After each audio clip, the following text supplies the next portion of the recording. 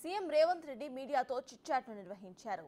రుణమాఫీపై 4 రోజుల్లో మార్గదర్శకాలు విడుదల చేస్తామని అన్నారు. ఆయన పంట రుణమాఫీ రేషన్ కార్డు ప్రామాణికం కాదని స్పష్టం చేశారు. 2 లక్షల వరకు రుణమాఫీ ఉంటుందని సీఎం రేవంత్ రెడ్డి చెప్పారు.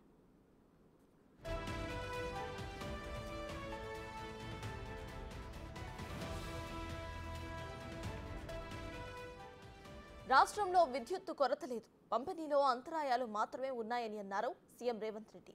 కేంద్ర బడ్జెట్ ప్రవేశపెట్టిన 2 రోజుల్లో తెలంగాణ బడ్జెట్ సమావేశాలు నిర్వహిస్తామని అన్నారు. అంచనాలకు అనుగుణంగా బడ్జెట్ ఉండాలని అధికారులకు సూచించామని అన్నారు. మహిళలకు ఉచిత బస్సు పథకం వల్ల రెవెన్యూ పెరిగిందని చెప్పారు. ఆర్టీసీకి ప్రతి నెల 350 కోట్లకు పైగా ప్రభుత్వం చెల్లిస్తుందని అన్నారు. రైతు రుణమాఫీ తరువాత రైతు భరోసాతో పాటు ఇతర పథకాలపై కూడా దృష్టి పెడతామని సీఎం రేవంత్ రెడ్డి వెల్లడించారు.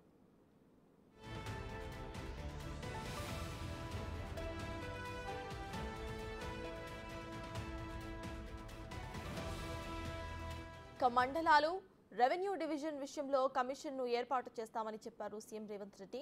బీసీ కమిషన్ పదవీ కాలం ఆగస్టుతో పూర్తవుతుందని, కొత్త వారిని నియమించిన తరువాత కులగణన చేస్తామని తెలిపారు.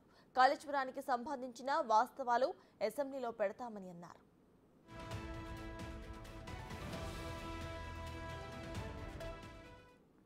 రాష్ట్రం 7 లక్షల కోట్ల అప్పుల్లో ఉందని అన్నారు సీఎం రేవంత్ రెడ్డి. మరో 1 లక్ష కోట్ల వరకు పెండింగ్ బిల్స్ ఉన్నాయని తెలిపారు. నెలకు 7,000 కోట్లు వడ్డీ కడుతున్నామని అన్నారు. రాష్ట్రం విడిపోయే సమయంలో నెలకు 6,500 కోట్లు వడ్డీ కట్టేవారని వివరించారు. కేంద్రం నుంచి రాష్ట్రానికి రావాల్సిన నిధులపై దృష్టి సారించామని అన్నారు.